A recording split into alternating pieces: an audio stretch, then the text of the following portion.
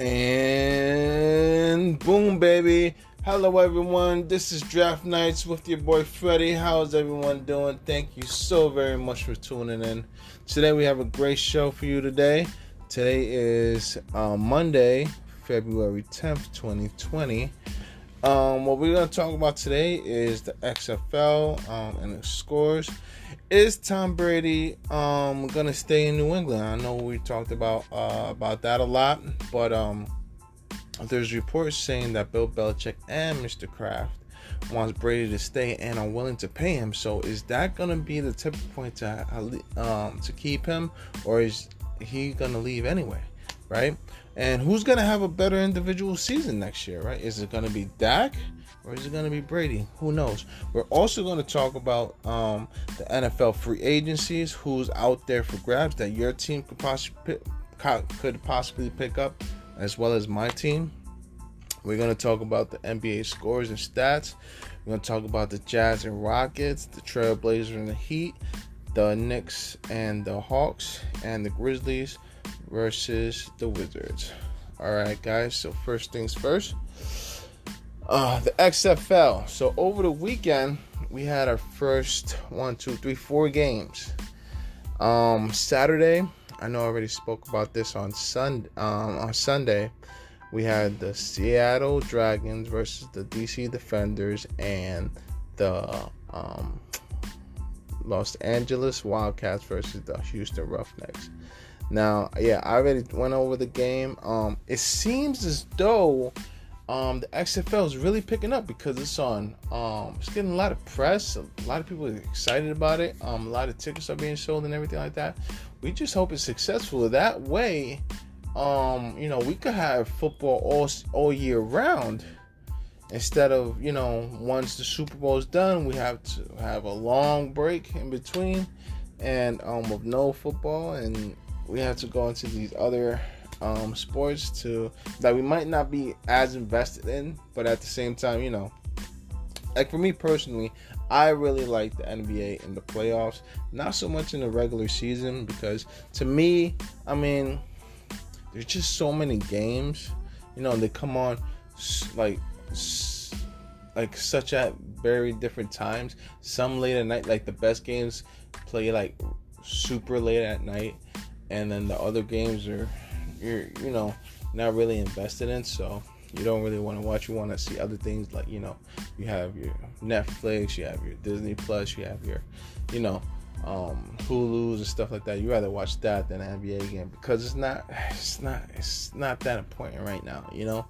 To me, just for me, in my point of view, just for me, the NBA gets a lot better in the playoffs because the games mean a lot more in the playoffs.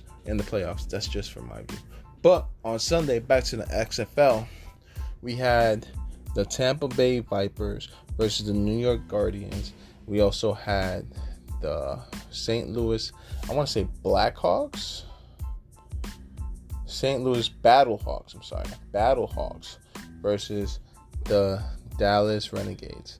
So, the New York Guardians beat the Vipers 23-3, and the St. Louis Battlehawks went against the Dallas Renegades, and they won 15-23. So it was Sunday's games were a little bit low scoring, but there was a lot of hits. There were a lot of good plays that I still really think you guys should check out if you're should be inclined to check it out. Now, I'm just saying, like, there was some really good plays. There's some really good games being had in the XFL, and I really think you guys should at least at a minimum try to see the highlights in YouTube, and maybe you'll like to see it. Maybe you'll try to fall in love with it. So next weekend, or this weekend coming up on Saturday, February 15th, we got the New York Guardians versus the DC Defenders. It's going to air at 2 p.m. on ABC. Okay? And also on Saturday, we have the Tampa Bay Vipers versus the Seattle Dragons at 5 p.m. And that's going to be airing on Fox. And on Sunday, February 16th, we got the Dallas Renegades versus the Los Angeles Wildcats. It's going to air at 3 p.m. on ABC. And the St. Louis Battlehawks versus the Houston Roughnecks, that's going to be airing at 6 p.m. on FS1. So if you are in any of these locations, they're gonna the New York Guardians versus the DC Defenders. They're gonna be playing in DC, in Audi Field, Washington DC. The Tampa Bay Vipers versus the Seattle Dragons. They're gonna be playing in CenturyLink Field in Seattle. The Dallas Renegades versus the Wildcats. They're gonna be playing in Dignity Health Sports Park in Carson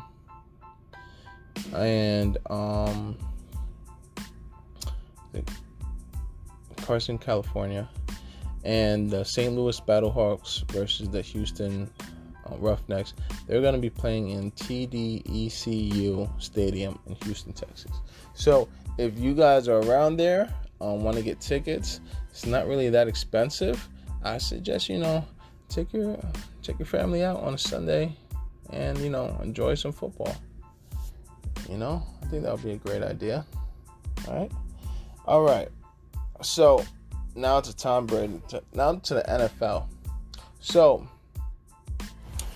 it appears as though, a lot of things have been happening with New England and Tom Brady.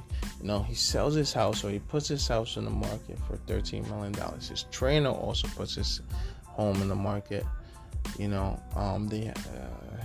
Tom Brady's family bought a new place in Connecticut, and but at the same time, you got Bill and Bob Kraft. They're saying, it's being reported that they want Tom Brady staying or willing to pay him. So, what could be the reason for him to leave now that they're willing to pay him? Because obviously, they don't have anyone. They don't have a successor to Tom Brady. They really don't. Jason Statham, he's clearly not ready, and the team around him is definitely not ready to take the next step into winning the Super Bowl. We have to really be honest. Tom Brady, as great as he is, and as much as I love him because I am a Patriots fan, he just can't carry a team like he used to. Okay, he's been carrying this team his whole entire career, and I just believe if Tom Brady leaves, it's pretty much over. It's pretty much over for the Patriots, because the new guys that's coming into the league, we're seeing it with Dak Prescott. They're not gonna take pay cuts like Tom Brady has been doing his entire career for the NFL team. You can't no longer will billionaires tell millionaires to take less money. It's not happening anymore. And I am firmly on the player's side on this. I mean, seriously, guys, come on, man. Nobody ever asked the owners to take less money, and they're super reluctant to do that. But you're gonna tell millionaires and stuff like that to take less? It's not gonna happen, man. It's really not gonna happen, especially in this new generation.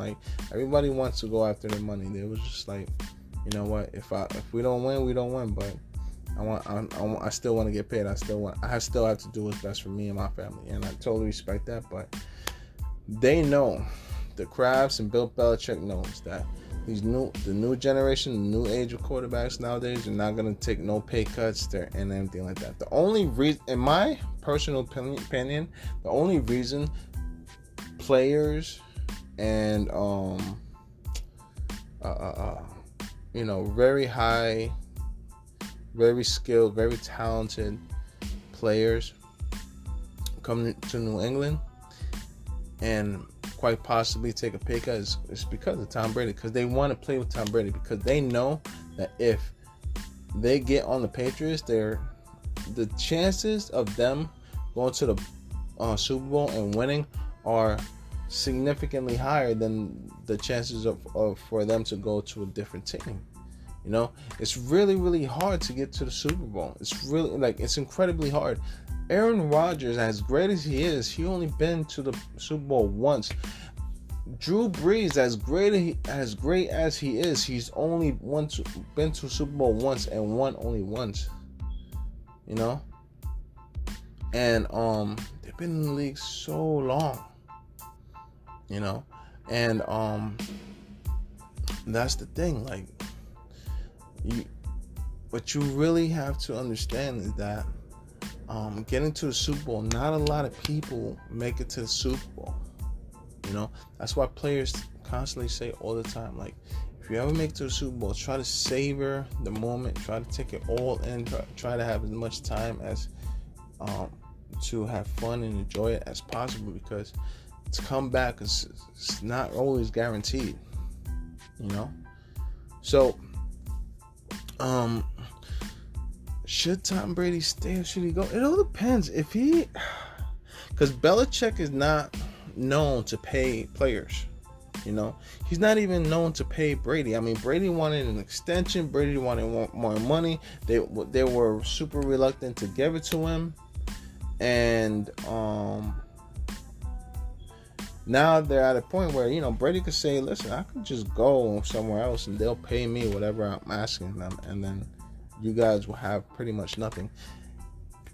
Because we have to remember, Bill Belichick was a coach for 7 years before Tom Brady. He didn't go anywhere. He didn't do anything without Tom Brady for 7 years prior. Okay, it wasn't until Brady started playing for Bill and started becoming the great player that he is and started doing what he needed to do to win that they had success. Right? Now, the times where Brady was out, did Bill Belichick win? Yes, but he didn't go far. He didn't even, the year that he took Matt Castle, it was 11-6 or 11-5, something like that. They didn't even make it to the playoffs. You took a team 11-6, and you didn't make it to the playoffs. I mean, that just says a lot, man. That just says a lot. It takes talent to win a game. It takes talented players to win a game. Okay? To get you over the hump, it takes talented players. If you don't have talent, it's going to be extremely hard to get over the hump. And I always say this. You could be the best play caller, everything, X, Y, and Z, right? Let's go to the Super Bowl, right? Let's go to the Super Bowl this past year with the 49ers versus Kansas City Chiefs.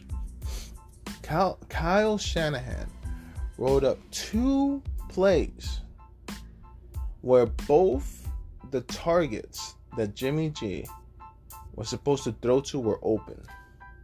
Both targets were open. Deebo Samuel was open for that pass that Jimmy G couldn't make, and the tight end Kettle was open for that pass that Jimmy Garoppolo overthrew. They were both open. It's up to the coach to set up the play to the best play for the team and the quarterback to succeed and the players to succeed, but it's up to the players to execute it. It's up to the players to execute it. The quarterback has to make the pass, the wide receiver has to get open and catch the pass. if the play was if the play goes exactly the way it's designed, it's not up to the coach anymore. It's up to the players to execute.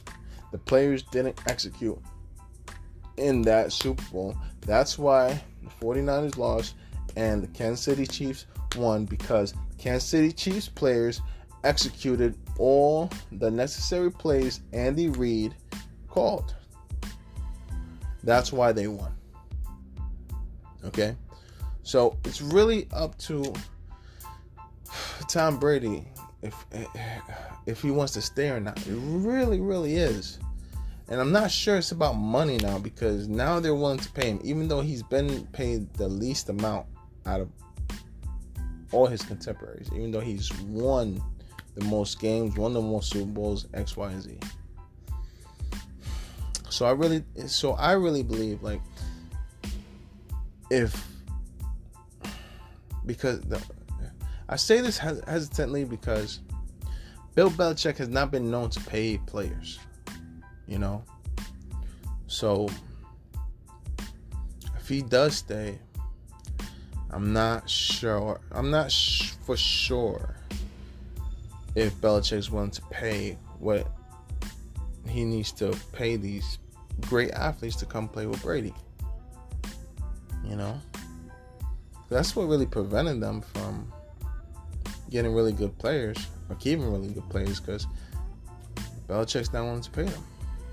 You know, but I mean, Tom Brady could go to an organization that's ready to win and want to pay whatever they need to pay for players to come play with Brady and X, Y, and Z. They might just be a quarterback away. He could be that piece. You know, I still believe that Brady could win another Super Bowl, whether it's with New England or not, right? But the team has to already be there, ready for him. You know, and because the thing is that he's just too old to carry a team, but he's still capable of winning games for a team. So that's my view of it. Now, who is going to have a better individual season? I heard this question on, I think, First Things First, earlier today. Now, the question was, is Dak Prescott going to have a better season, or is Tom Brady going to have a better season? You know, or who's going to have a better season between these two players? Now, in my view, the question isn't specific enough, right? A better individual season in what category, right? Are we talking about stats? Are we talking about records, wins? Are we talking about how far, or if one player could take their team as the furthest into the playoffs, because one player would take the team to the Super Bowl or not? You know, it all depends what, you know, question you're really asking. I was like, what determines what's a better individual season means in your opinion, right? Because there's been years that Tom Brady wins the Super Bowl but was never the MVP of the year, you know, of that year that he wins the Super Bowl, right? But would you say he had a worse season because he didn't win the MVP? But he still won the Super Bowl, you know? So what's more important to you? That's my question, right? So in my view, what's more important to me is how far can a player take his team into the playoffs, right? So totally determining that aspect, how far did a player take his team to the playoffs? With all the stats Dak has, I still believe Brady had the better season because he took his team to the playoffs and Dak could not. And Dak was in the weakest division, second to New England's division, and still couldn't win. Still couldn't take his team to the playoffs. I mean, he went 8-8. That is just terrible. With a beat up Eagles team, with a beat up Redskins team, with a just emerging Giants team. is just crazy. But it's up to you guys. You know what I'm saying? It's up to you guys. I mean, I have my own opinion. It's up to you guys. You could say Dak Prescott had a better season because he had better stats. All right. Me personally, I'll take wins over stats any day. And that's just how I am. I'm just accustomed to the New England way. We don't care about stats. We care about wins. We care about W's, and we care about rings. That's it. All right. So let's talk about, switching gears, let's talk about NFL's free agency in 2020. Okay. All right. So number one, we have obviously Tom Brady. I think he's going to turn 43 this year. Last year, he threw for 4,057 yards, 24 touchdowns, and 8 interceptions. All right. It says on NBC Sports, right, that he made $14 million last year. Wowzers. Really that low? Wow, that is crazy. So yeah, I can see why he's definitely looking for more money. But yeah, I mean, he's a free agent, obviously. You also got Drew Brees at number 2 over here. He's 40 years old. He only threw for 2,979 yards, 27 touchdowns, and 4 interceptions. Pretty good. He made $25 million last year, 2019 season. Now, is he gonna retire, or is he gonna come back to New Orleans? Because I don't know, man. I mean, he's broken almost every record there is, but he only has 1 Super Bowl. But I still think he's a Hall of Famer. I really still think he's a Hall of Famer, even though he has 1 ring. I still think he's a Hall of Famer. Now, should he come back? I don't know, man. It's up to him. I don't see what he has to lose. Kansas City Chiefs defensive tackle Chris Jones, 25 years old. He has 9 sacks, 1 forced fumble, 36 tackles total, and 8 for losses. 8 of those tackles are for losses. He only made $1 million last year. Wow, dude. Now I can see why he wants a payday. He wants a major payday. Would I pay him? Definitely, man. He was definitely the difference in the game. He really disrupted Jimmy Garoppolo in the Super Bowl. That's for sure. I mean, I think that guy is definitely worth it. He's only 25. Amazing. Oh, look at this. Another defensive end. Jadeveon Clowney. He's a free agent. He's 27 years old. He has 3 sacks, 4 forced fumbles, 2 fumbles recovered, 1 touchdown, 31 tackles, 7 for losses. 7 for loss. He got paid $16 million last year. Imagine that. Imagine if you had Jadeveon Clowney and Chris Jones on your defensive line. I'd go for it. Anthony Harris, a safety from the Vikings. He's 28 years old. He has 6 interceptions, 1 touchdown, 11 pass deflects, and 60 tackles. 60 tackles? This guy was a beast. 60 tackles? Wow. This guy is a beast. He only made $3 million last year. Man, this guy outbeat 60 tackles. That's amazing. Amazing. Only $3 million he made last year. Damn, pay that man. Pay that man. Byron Jones, cornerback. 27 years old. 0 interceptions, but 1 forced fumble. 6 passes deflected. And 44 tackles. That's not bad, man. That's not bad. $6 million he made last year. Thus far, he played for Dallas Cowboys.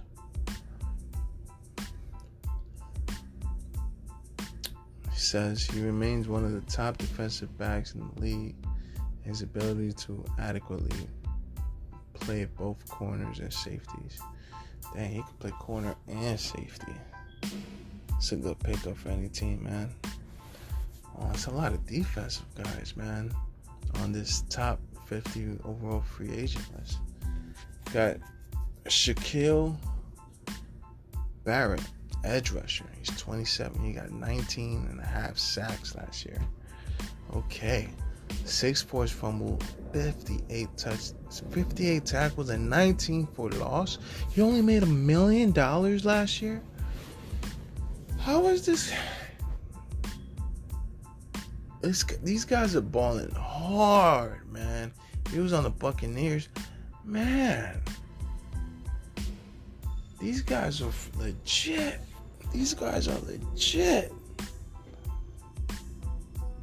I would like any of these guys to come onto the Patriots, not gonna lie, man. Oh my goodness. We got Justin Simmons, a safety for the Broncos. He's 26 years old. Check this out. 4 interceptions, 15 passes deflected.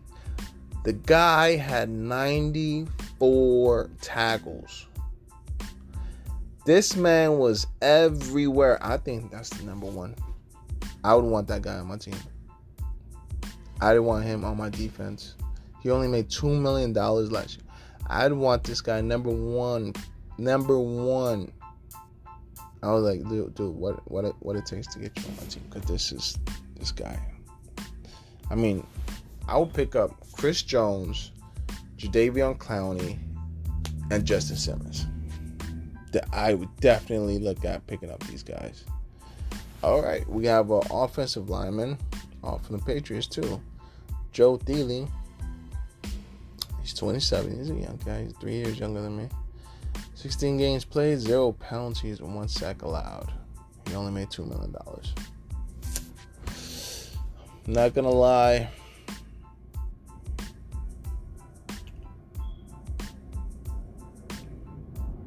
I mean, we should pay the man. We should keep the man. $2 million last year? Dang, dude. Let's see. A defensive lineman, DJ Reader from the Texans. 25 years old, young man. 2.5 sacks, but 52 tackles. 6 for a loss. He only made $2 million last year. It's not bad. It's not bad, man. Let's see this. Amari Cooper. Ooh. Is Dallas going to keep him or what? 25 years old, 79 receptions, 1,189 yards, 8 touchdowns, $14 million he made last year. How much are you trying to make this year? How much is he trying to make this year? Is Dallas trying to keep him or what? Because he is a free agent. He could do whatever he wants, man. We got Derrick Henry is a free agent. Guys, this is big news. Who wouldn't want Derrick Henry as their running back? He only made Derrick Henry's 26 years old. Played 15 games last year. Okay, 303 carries. Ran for 1,503 yards, 18 catches, 206 receiving yards, 18 touchdowns. The guy only made $1.2 million last year. Then the Titans gonna let him go? No, they're not gonna let him go. They're gonna pay him as much money as possible. All right, I'm gonna say 3 more. We got Corey Littleton, linebacker, 26. He played for the Rams. 134 tackles, 3.5 sacks, 2 interceptions, 2 forced fumbles. He only made $3.1 million last year. Wow. 2019 stats. 134 tackles.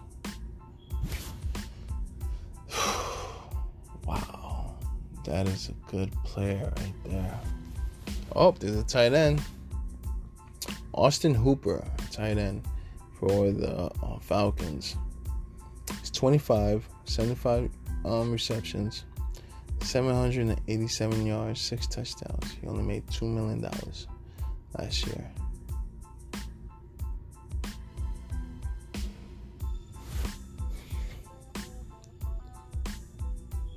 It's not bad, man. Got another edge rusher. Yannick Ngakui.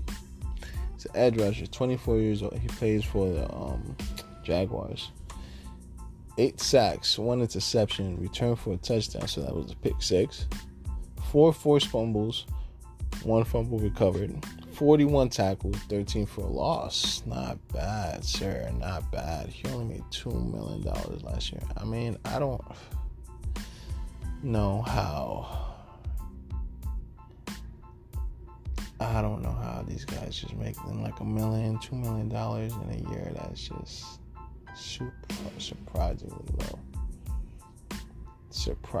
low. But yep, that'll do it for the NFL's. This is top 50 overall free agents, but I just gave the top 15. I mean, Jesus Christ, guys. I mean, these guys are some amazing players. Who would you pick up? I would pick up Chris Jones. If I was my team, I would pick up Chris Jones, Jadeveon Clowney. I mean, there's no way I'm picking up Derrick Henry. I'm looking at Amari Cooper. I'm looking at Justin Simmons. And should I get Byron Jones? Oh, Anthony Harris. Those guys, man. For my defense, offense, I get Amari Cooper and Hooper over here. For a wide receiver and tight end. And Joey Thiele, yeah, I'll just ask him, like, what is he looking for? It's looking to make, not just to keep him. Yep, and that'll do it for the NFL free agencies. Alright, so we're going to jump into basketball. Yesterday's game. We're going to talk about it right now, guys.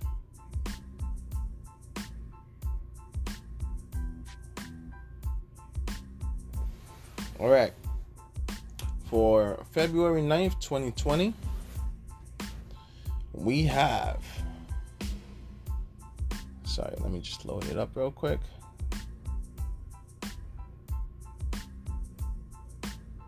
We had a couple games. Just bear with me, guys. All right.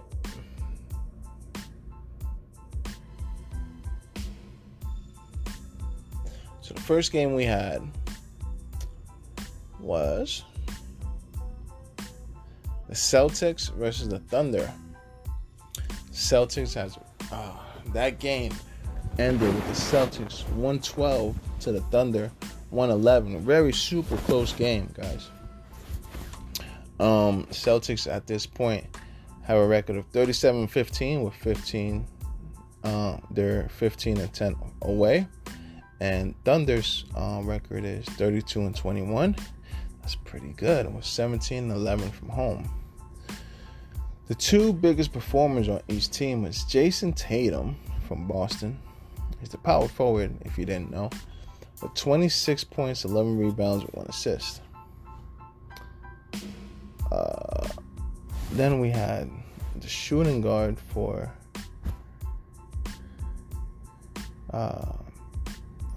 OKC Thunder with 24 points, 6 rebounds, 4 assists.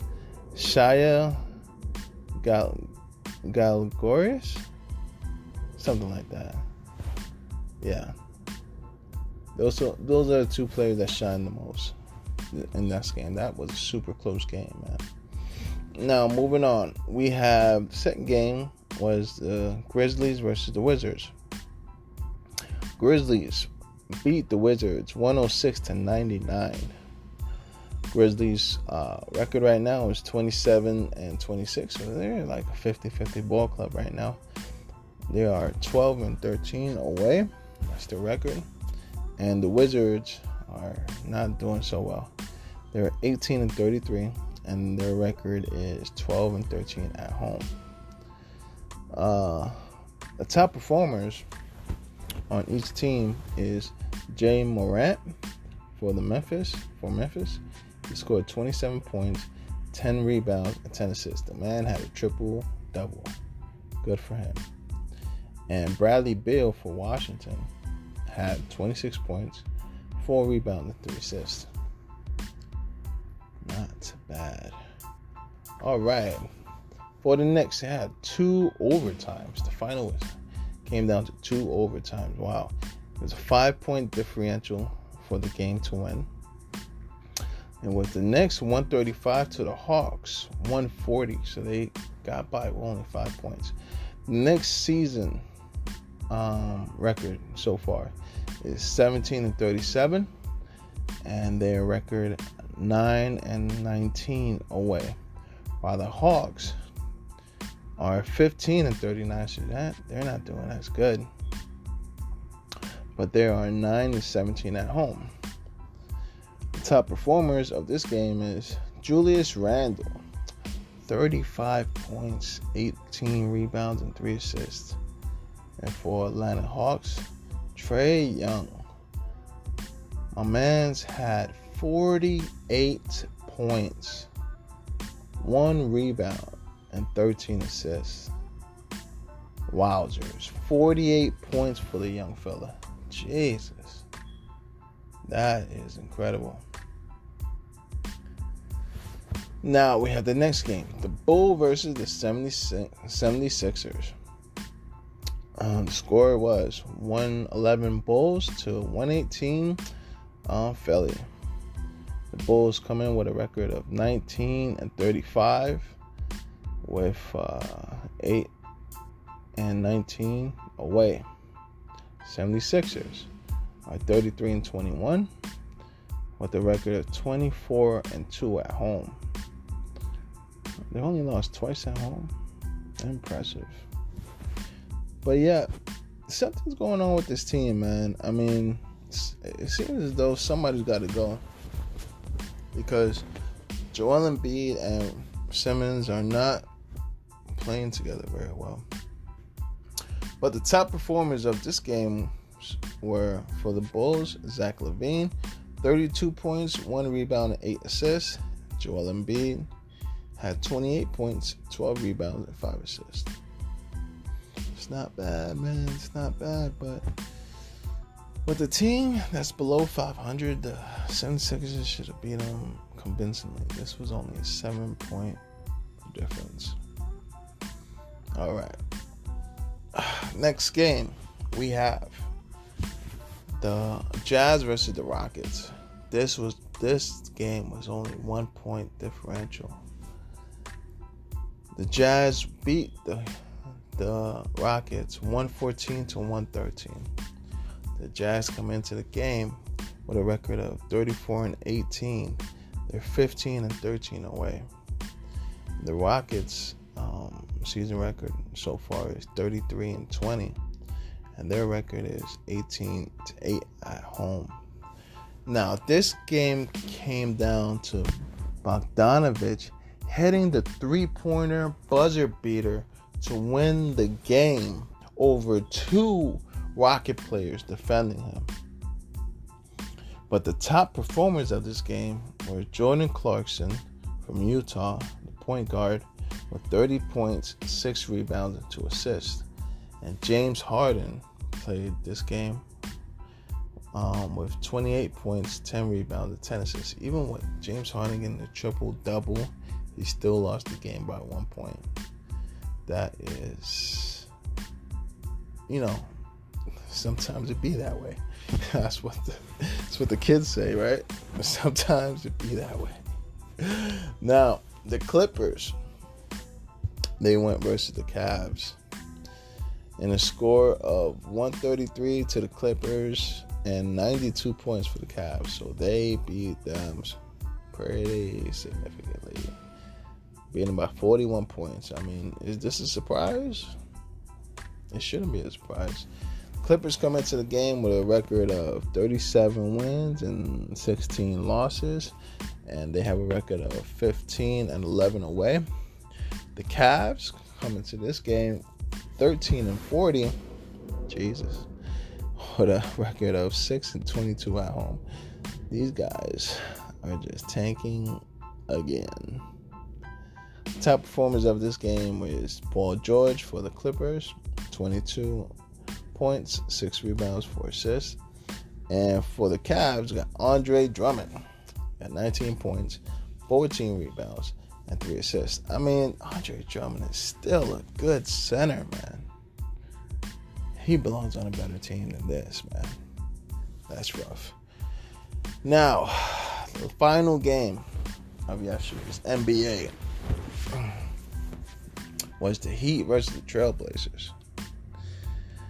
The Heat scored 109 points and lose to the Trailblazers, who scored 115 points.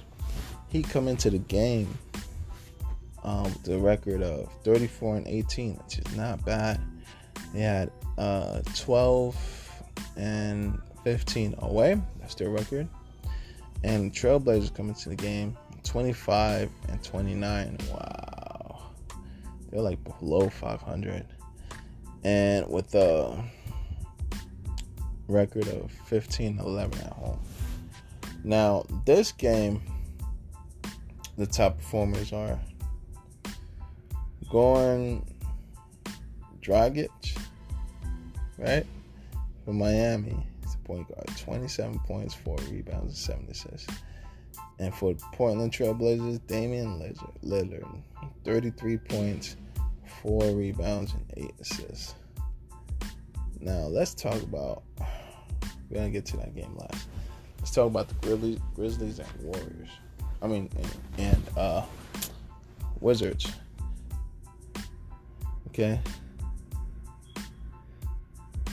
So check this out.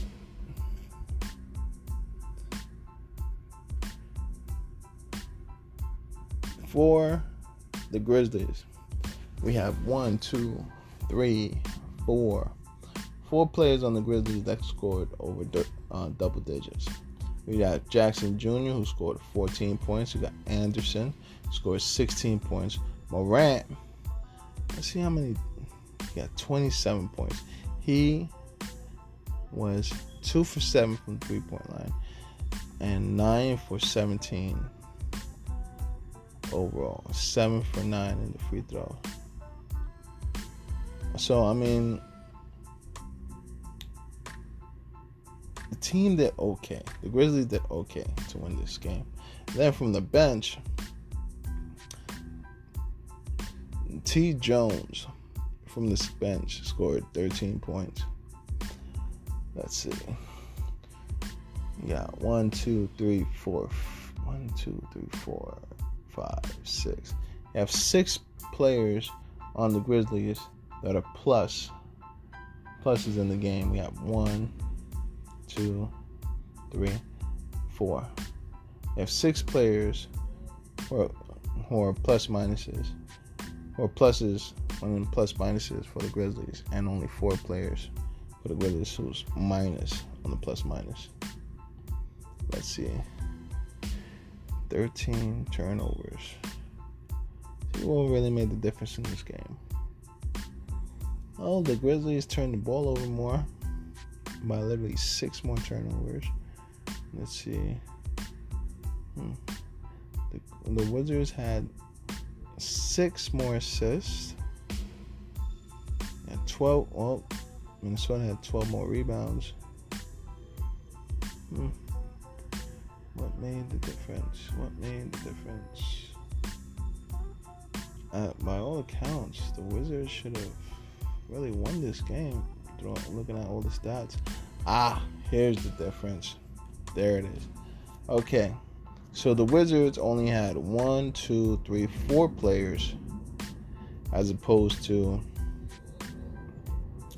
over double digits, as opposed to 1, 2, 3, 4. Nope.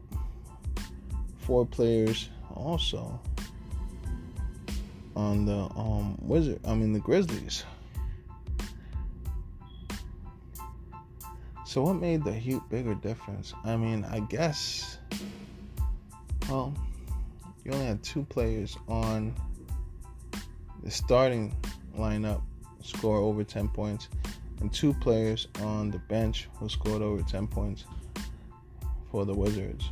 So we have Hachirua,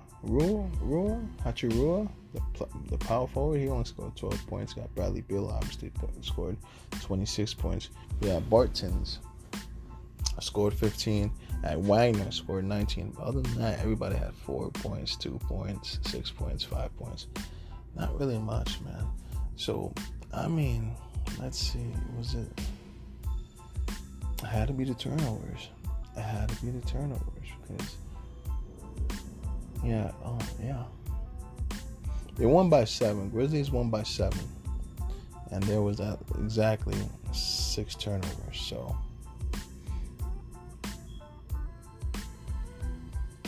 and 12 more rebounds. So, I want to say 12 more rebounds.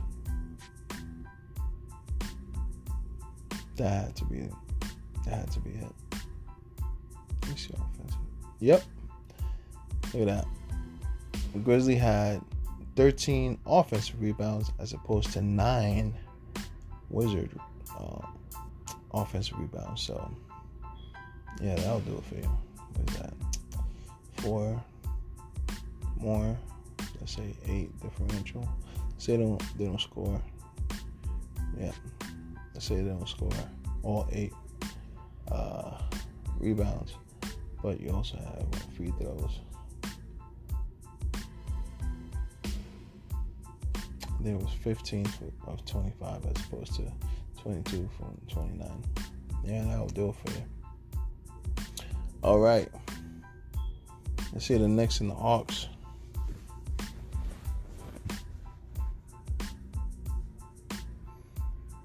All right, let's see.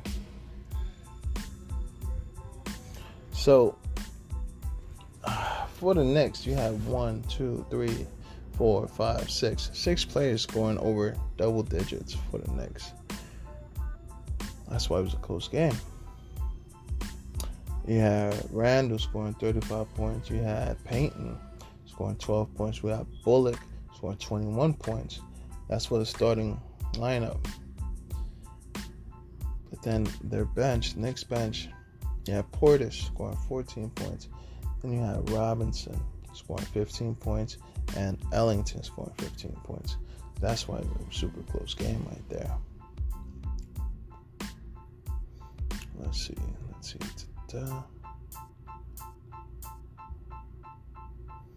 110 shots were put up. Only 52 were made for the Knicks. So they were shooting at 47.3%. Like, look at that. The Hawks, 108 free throws were shot. Not free throws, but field goals were shot.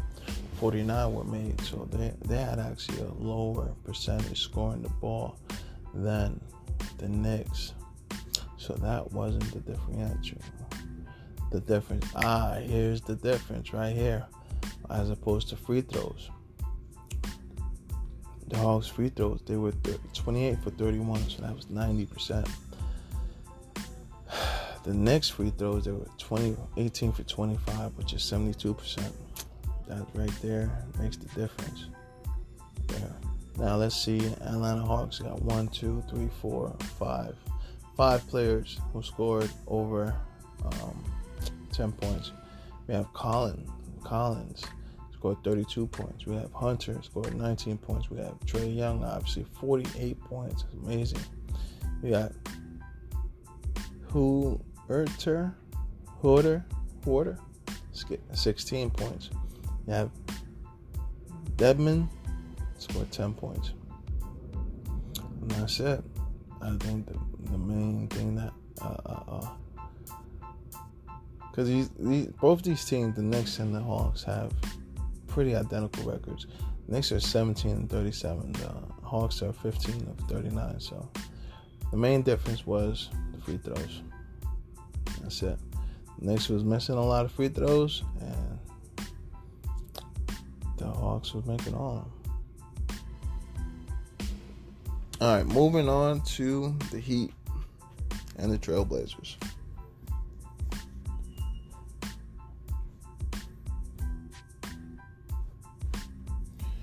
So,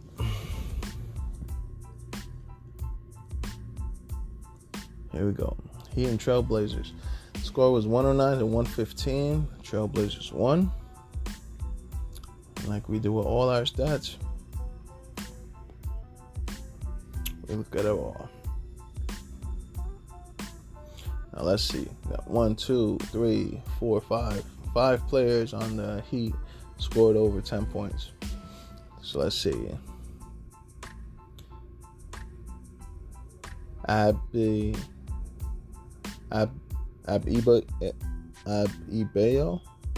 scored 13 points. Jones Jr. scored 11 points. And Robinson scored 19 points. Now for the bench. We got Crowder scored 18 points. We got Dragic scored 27 points. Iguodala only scored 20. Damn, was he only there for defense, man? Because, Jesus, he only scored 2 points. We played 23 minutes. Let's see from the field.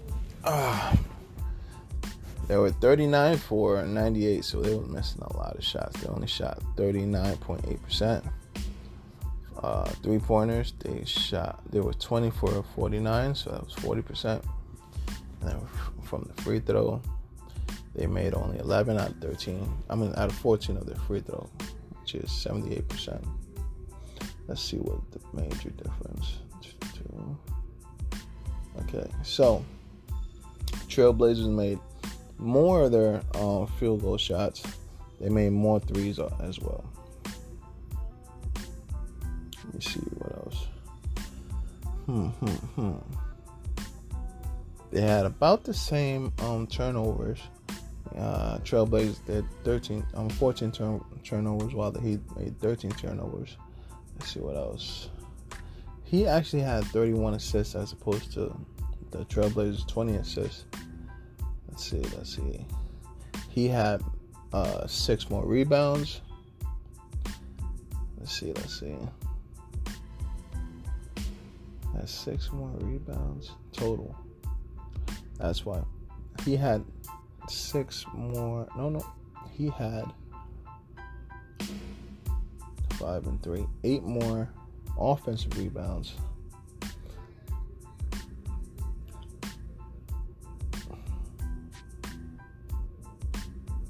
So what was the major difference in this game?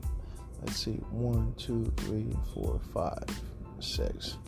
So that's why Trailblazers had 6 players who made more than 10 points in the game. We got C. Anthony making 15 points. We got Ariza scoring 21 points. Whiteside 11 points. Lillard 33 points. McCollum 13 points. Then we have Trent Jr. who had 22 points. Now let me tell you something. There's just an MVP race going on right now, and a lot of people are saying that Damian Lillard should be in the conversation for MVP. Now, my whole thing is this. You have to do 2 things, in my view, in order to get MVP. Your team has to be on a winning team for one. And your team has to get to the playoffs. That's for sure, man. That's for sure. If you don't do that, man, it's really, really hard for me to give you any type of MVP consideration. But Stephen A. Smith brought this up on ESPN. He said that over the last 10 games, Damian Lillard has been putting up a lot of points. So let's just check it out. He scored 33 points, 42 points, 26 points, 21 points, 51 points, 48 points, 36 points, 50 points, 47, 61, 34. Damian Lillard has been killing it as far as putting his numbers up, but his team isn't doing so well. But I give the guy mad respect and mad props. I mean, he's doing his thing. Unfortunately, it's not contributing to his team winning. So that's going to be the end of the show. Hope you guys enjoy it. Hope you guys like it. Please share it with your friends and family if you enjoy it. You can also find me on my social medias. Just look up Draft Night on Twitter or on Facebook. You'll see my face. Hit me up, shoot me a message, and we could also talk if you have any suggestions what I should talk about on the show, what I might have missed, or if give me some feedback if you like the show, we think I could improve on some things. Just let us know. All right. Well, really appreciate you listening to us. I hope you come back for the next episode, which will come on tomorrow. Hope to hear from you guys soon. And thank you for listening to Draft Nights. This is your boy Freddie. I hope you have a great night.